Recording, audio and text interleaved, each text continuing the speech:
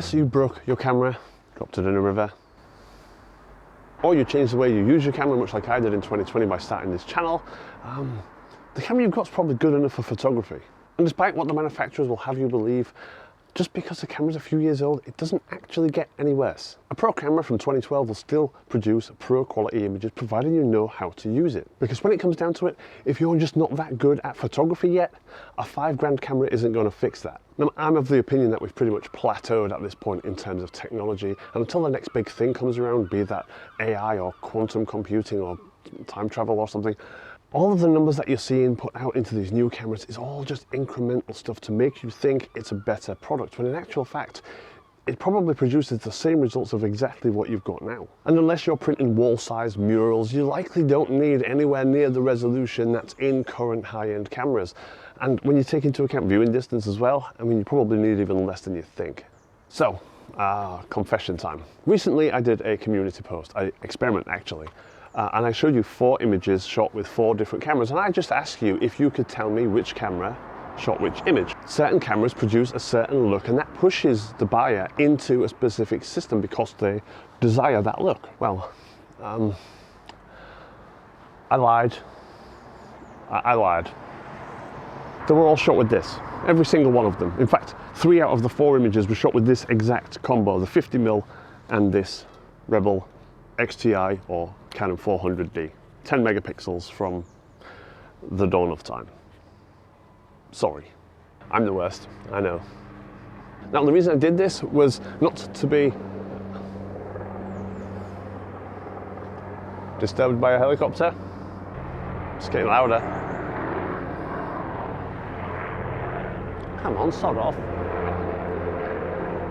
Now, the reason I did this was to hopefully show you that the way something is presented to you can often sway your opinion or perception of a product, in this case, the camera. So images that were presented to you as shot with a X100V or a Canon 60 would have made you look for things that you associate with those particular products. But they were, in fact, shot with a 16-year-old 40 quid camera that my dad gave me, with a little bit of manipulation in post. So here's some more images from said beast of a camera.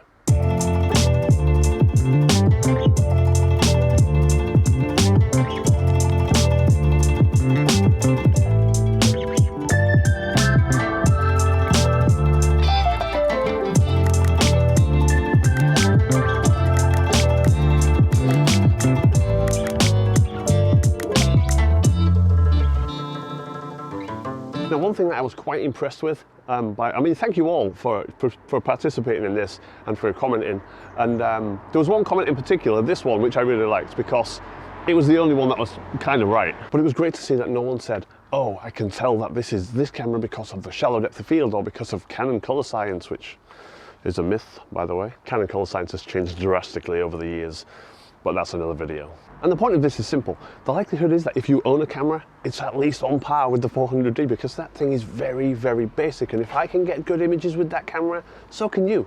Now, sure, this was all online with YouTube's image compression and all that, and a very small sort of test group, if you like. But the fact is that many people only post online, but they still feel like they need the 60 megapixel camera to do so. Either because they believe the marketing or that their favorite influencer said they need said camera.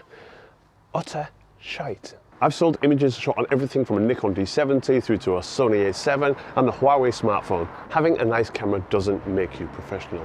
The ability to create work that your clients are happy with and that you can sell, that's what makes you professional. Now, sure, depending on your particular use case, you may find certain features desirable. I mean, if you're shooting wildlife and sports, for example, you're going to want that high burst rate and you're probably going to want decent ISO performance. If you're traveling, you're probably going to want something compact, small, possibly weather sealed, something that you can rely on throughout your entire trip. But for most folks starting out, the chances are that if you're not happy with your images, it isn't the camera.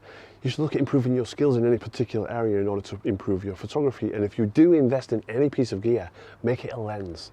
A lens will open you up to more possibilities than simply changing your camera body, especially if you go from something like a wide-angle zoom to a tighter prime or something like that. A simple way to think of it is this: a good mechanic with average or bad tools will still likely be able to fix your car, right?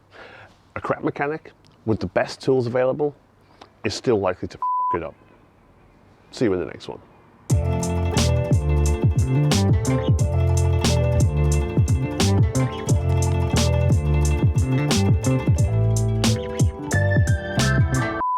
bad mechanic with the best tools will make a car sound like that.